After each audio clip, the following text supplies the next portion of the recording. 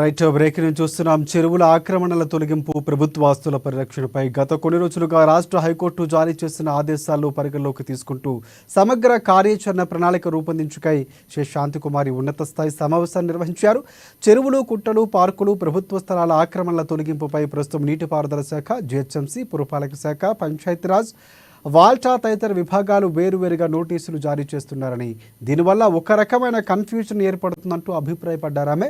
దీనిని నివారించడానికి ఓఆర్ఆర్ పరిధిలో ఉన్న అన్ని విధాల ఆక్రమణల తొలగింపు నోటీసులు హైడ్రా ద్వారానే చేపట్టేందుకు విధి విధానాలు ఖరారు చేయాలని మున్సిపల్ శాఖ ముఖ్య కార్యదర్శిని ఆదేశించారు. ఇక జిహెచ్ఎంసీ ల్యాండ్ ఎక్రోచ్మెంట్ యాక్ట్, అలాగే ల్యాండ్ గ్యాంబ్లింగ్ యాక్ట్, వాల్టా చట్టం, నీటిపారుదల శాఖ చట్టాల ద్వారా జారీ చేసే అన్ని రకాల నోటీసులు, తొలగింపుల్ని పూర్తిగా ఒకే విభాగం హైడ్రా పరిధిలోకి తీయనున్నట్లు కూడా వివరించారు.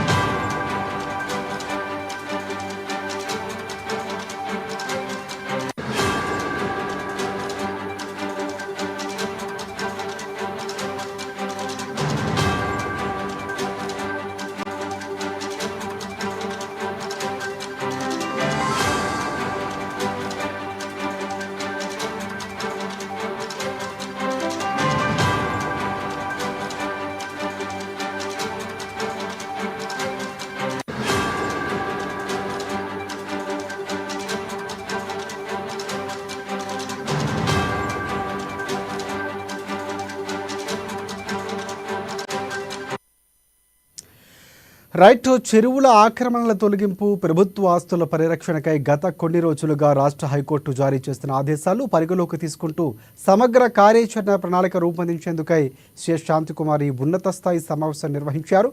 చెరువులు, కుంటలు, పార్కులు, ప్రభుత్వ స్థలాల ఆక్రమణపై తొలగింపుపై ప్రస్తుతం నీటిపారుదల శాఖ, జిహెచ్ఎంసీ, పురపాలక శాఖ, పంచాయతీరాజ్, అలాగే వాల్టా తదితర విభాగాలు వేరువేరుగా నోటీసులు జారీ చేస్తున్నారని, దీనివల్ల ఒక రకమైన కన్ఫ్యూజన్ ఏర్పడుతుందని అభిప్రాయపడ్డారు.